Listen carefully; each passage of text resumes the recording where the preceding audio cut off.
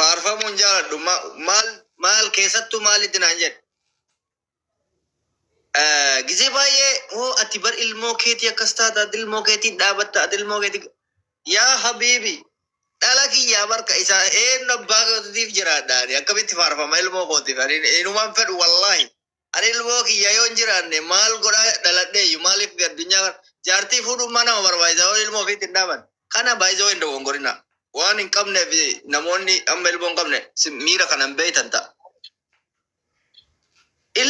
Ilmoo keetii jaalattee osoo hin taane dirqamtee dhaabatta dirqamtee kuni dirqama rabbiin irra namatti kenne an akkamitti ilmoo kee akka malee jiraachifta ilmoo keetii ati hin jirtu nam jedhama lafattis online irrattis baay'ee ani fedhee osoo hin ta'in dirqamaan isinin jedhe gaa'is dirqama osoo jibbitee fuyyuu ija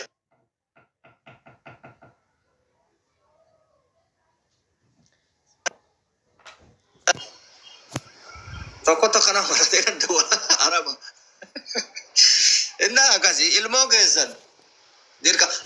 garuu dhugaa qaba namni amaanaan ani sirin daamu gisee baay'ee walla gisee baay'ee wanti hamaan tokko baay'ee inni beekta namni kenna dhugaa qaba ilmoo faa walirraa daljee ilmoo faa walirratti gatu wal dhiisuu mijaartii kun miileena takka fuudhu obboleessoo garuu ilmoo ta'e hin gatin yaa obboleessoo yaa obboleetti ilmoo ta'e akkati xab gootee ka guddifattu dirqamni si ka dhalaatillee ka dhiiratillee ka gattu gisee baay'ee namni oromoo ka itti wal dorsu wanti ani biyya kanatti koo keessaa addana godhu ani ilmoo xiyya irratti du'a nan du'a wal dhiisnee guyya takka ilmoon jidduu ta'e natti akkana jettee hin beektu dirqamtee akkasiin guddattuuf waliigalteen kenna firmaan jalqaba adda ba'uun adda baaneemi garuu wanni anaafisii irratti waliigallee agarraa lola takkaaf rafyaa takkaaf kissii takka malee deemne ilmoo ta'e irratti akkana oli malee akkana gadii miti miizanni kenna gubbaa jira ilmoon ilmoo namni baay'een ilmoo irratti gatee itti wal doorsisa yookaan isi gatee deema yookaan isa gatee deema kuni waan balaafamaa irraa hamaa ati nama hamaadha jireenya birallee osoo hin takkasuma goota siin milkaa'u keessattuu namni dhiiraa ilmoo jaalatuu qaba ilmoo jaartirratti faa gatee nama meeqa beeyna abboo nama ilmoo 5 ilmoo 3 ilmoo 2 ilmoo 4 ilmoo 1 gatee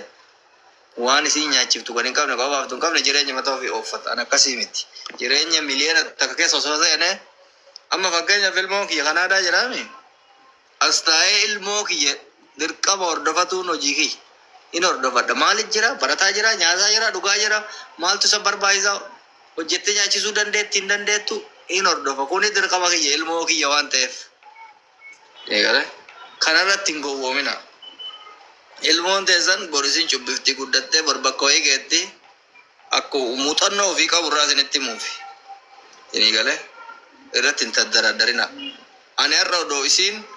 biyya kaayiroo tanarratti xiqqoo wayii deemaa raadda ilmoo kiyya fakkeenyaaf hin kennuuf wanti ilmoo kiyya dabarsee kennee akkasiin deemtu beeyyamaa fi kabajaa fi gammachuudhaan godheen maaliif biyya tanarra guddoo biyya yetashaalee agar jireenya tanarra jabdutti waan deemtuuf gammachuudhaan geggeessa isin yaagalu kana isinin jechuu barbaada isin jaaladha isin qabadha wannan dubbachuu barbaadu asirratti namoota gartee qeeqomsa gara garaa isinirratti oofanii fi amma ommo firoolleen mucaa isii wajjin nagayaan geetteerti kammoo bultii tana jabeeysaa turee fi garteetiin bultii tana keessatti aarsaa kaffalaa turellee sima ammallee immoo akkasumatti bakkisiin jirtutti akka nu jabeessitu akka quba nu qabaattu amaanaa si bira kaayannaa ilmoo keetii akkasiniin jedhe sani kun ilmoodha jaannata keessattuu hordofta osoo danda'ame ilmoo ta'e kun arras borus ati ilmoo keetiif aarsaa kaffalaa turte ammallee bakka isiin deemtetti amaanaa rabbii sitti haa taatu quba nuu qabaadhu amma bilbilii fi akkuma yeroo isiin kaayiroo jirtutti akka quba nuu qabaattu amaanaa si bira kaayannaa taani ammoo atuu ilmoo keetiifuu irraa hin fagaattu jechuu barbaada jabaadhu dhugaa dubbachuudhaaf namni si jibbu hin jiru namni ka si jaalatu baay'ata malee namni si jibbu nama tokko nama yoo ta'u nama keessaa nama jibbuun dhabanii ati immoo inni guddaan jechoota namaa osoo laalin yeroo hagana ga'u kana jara kana gartee masruuftee mana kiraa irraa kafaltee even waan baay'eedha ka wanni jiru si galee kanaafi ati dhugaa jabaadha. Ammas immoo wanni guddaan ati beekuu qabdu ilmoon hangafaatuni akka bakka gaarii si geettuuf kan aarsaa kafalaa turte ati jabaa namaati. Namoota baay'ee biyya Arabaa keessatti ilmaan ofii gatee ilmaan isaanii Arabni guddisaa jirti fudhattee zubaalaa keessa. Kanaafi asumaan ulfaadhu sin jechuu barbaada. Ammallee qubanuu qabaadhu achii to'adhu amma nurra situ sagalee ati bilbiltuuftu isi gartee Amileta nama isin beinirra nama isi garteetiniin amma itti bilbilee jajjabeessurra si bilbiltee fi yeroo ta'a gartee mucaa kee dubbistee mucaa kee kolfisiifsantuyyuu raahaa qalbii tahaa jechuudha. Mucaa sanii fi isinleedha jechuudha. Sababni isaa mucaa guddisaa jirti waan ta'eef yoo mucaan suni abbaa kiyya jedhee boo'e tasgabbiin argattu. Kanaafi akka kaanu gootummoo abdii qabna. Yeroo tokko atis yeroo fudhadhuuti Rabbiin biyya sanii isin haa baasu akka biyya sanii baatan ta'a jechuu barbaada. Fi amaanillah. Ayyesh. Guys, hundi keessanuu galatooma warri giftiinoo kennaa turta warri taaptaap gochaa turta warri kompliinkii gochaa turtan galatoomadha. Ulfaadha hundi keessanuu dhugaa rabbi jechisiniin qabu. Rabbi jechisin jaaladha. Rabbi hamtuu afaan kennaan baasini. Warri hamtuu afaan isin baatellee warri keerii afaan isin baatellee akkuma tokkotti isin ilaala.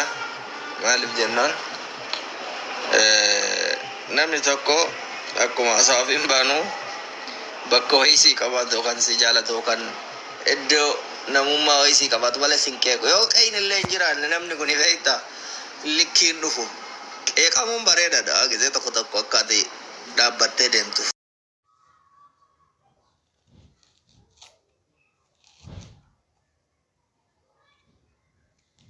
Irraa dhaabadhe dhugaa dubbachuu fi miidhallee fi miti. Kanaafi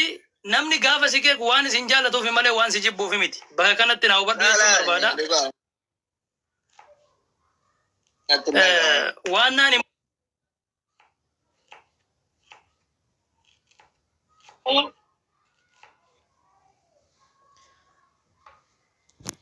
akkuma beekamu waanan rabbiin isinillee warra achitti hafe hunda warra kaayirootti hafe hunda rabbi carraa isinii haa baasu. Rabbiin hunda keessan isinirraa haa jijjiiru isin jechuu barbaanna. Baay'isawee Oromoo warra kaayiroo hin jaalatu. Osoo isin jaalachuu baatanii waan keessa yeroo baay'een dubbatan. Gara kanaan hubadhaa isin jechuu barbaadaani.